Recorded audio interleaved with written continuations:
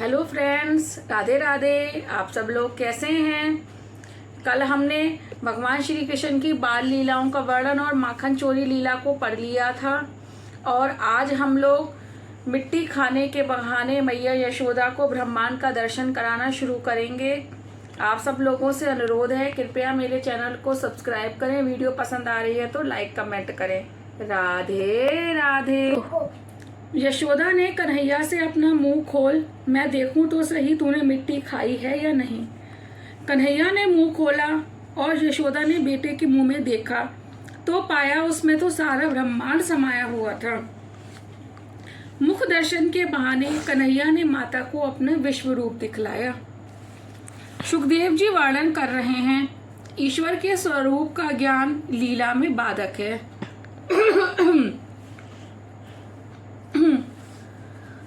पुत्र स्नेहा वैष्णवी माता के हृदय में कन्हैया ने योग माया का संचार कर दिया।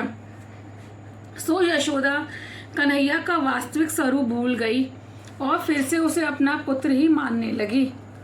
पूतना ने बहुत से बालकों का वध किया था।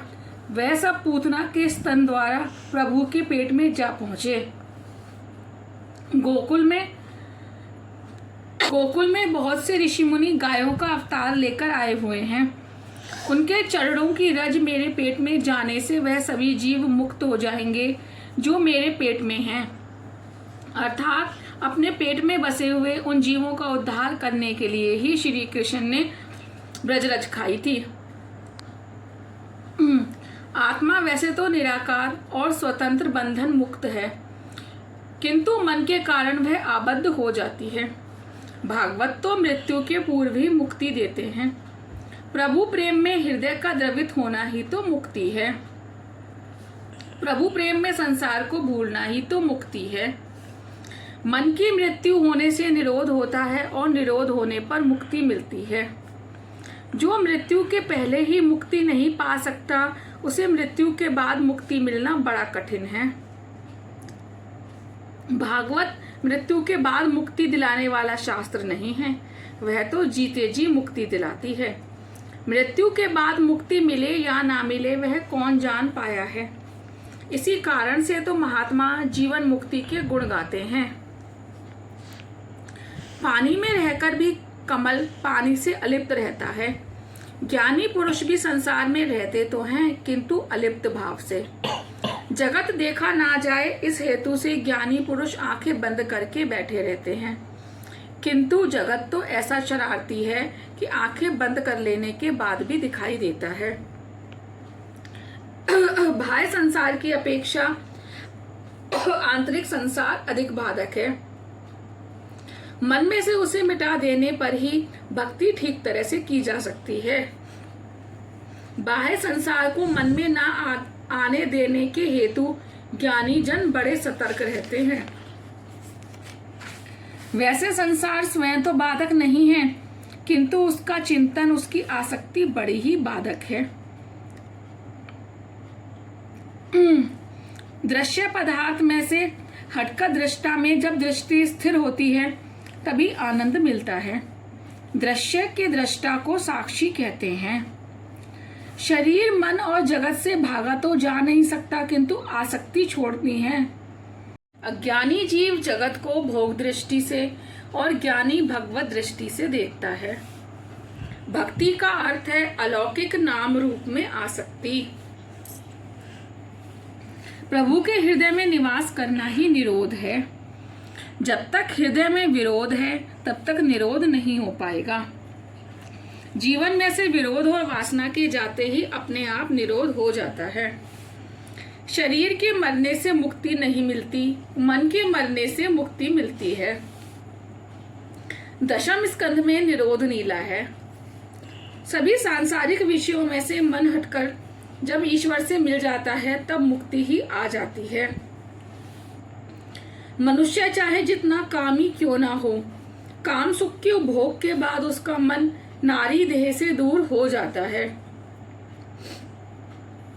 कामेष्णा दूसरी बार जाग सकती है, किंतु तत्काल तो नारी देह से हटी जाएगी।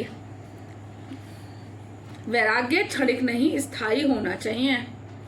विषय उपभोग के बाद शीघ्र ही उत्पन्न होने वाला वैराग्य वैराग्य नहीं, उसका आभास मात्र होता है। कई बार वैराग्य उत्पन्न तो होता है किंतु माया उसे रहने नहीं देती। पूर्व जन्म का शरीर तो मर गया किंतु मन नया शरीर लेकर आया हुआ है। जीवात्मा मन के साथ जाता है, मृत्यु के बाद भी मन साथ ही आता है।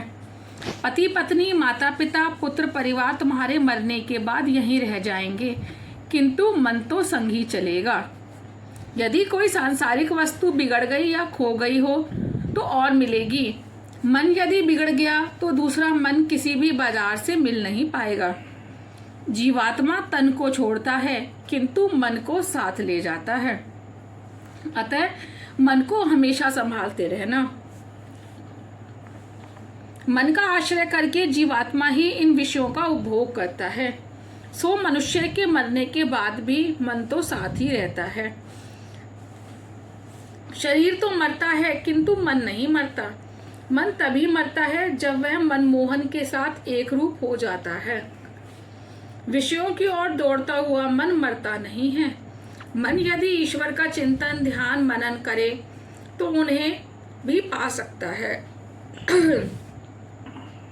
हे मन, जिस भक्ति मार्ग से सज्जन लोग जाते हैं उसी का तू अनुसरण कर, तभी तुम्हें साहजिकता से श्री हरि मिलेंगे।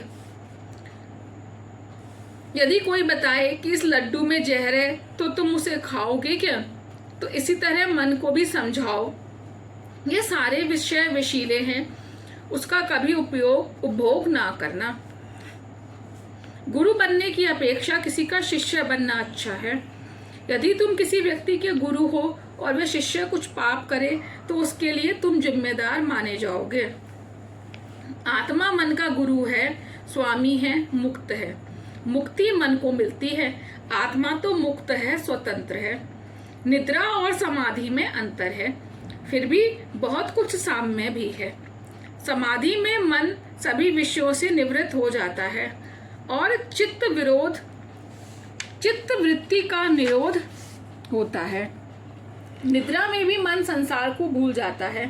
संसार भूलने पर ही निद्रा आती है। नींद के समय भी मन संसार के विषयों से परे हो जाता है किंतु निद्रा अवस्था में भी मन पूर्णतः निर्विषयी नहीं हो पाता। निद्रा का सुख तामसी है। समाधि की अवस्था में मन पूर्णतः निर्विषयी हो जाता है, अहम भाव भी लुप्त हो जाता है। हे शंभु, तुम मेरी आत्मा हो, बुद्धि पार्वती है, प्राण आपके गण हैं, शरीर आपका मंदिर है, सभी विषय भोगों की रचना आपकी पूजा है।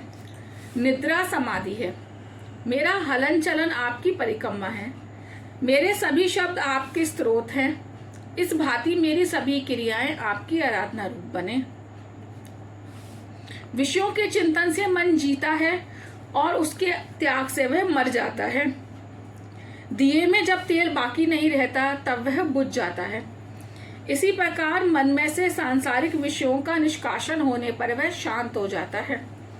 मन को हमेशा किसी आधार की आवश्यकता रहती है, सो उसे प्रतिकूल विषयों से अलग करके अनुकूल विषयों की ओर मोड़ देना चाहिए। निद्रा के समय भी समाधि सा ही आनंद मिलता है किंतु वह आनंद तामस है।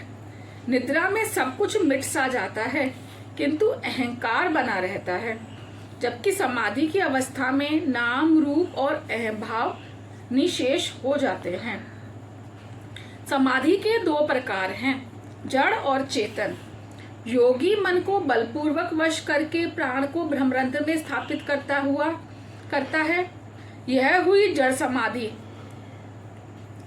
किंतु बलात्कार के बदले मन को प्रेम से समझा बुझाकर विषयों से हटा लेना अधिक श्रेयस्कर है, और यही तो है चेतन समाधि। विश्वामित्र ने 60,000 वर्षों तक तप किया, फिर भी वह मेनका के सौंदर्य को देखकर लोलुप हो गए। इसका कारण यही है कि उनकी समाधि जड़ थी। समाधि तो साहजिक होनी चाहिए। राधे राधे। आज का इतना ही, कल पढ़ेंगे कृष्ण लीला में साहजिक समाधि। राधे राधे।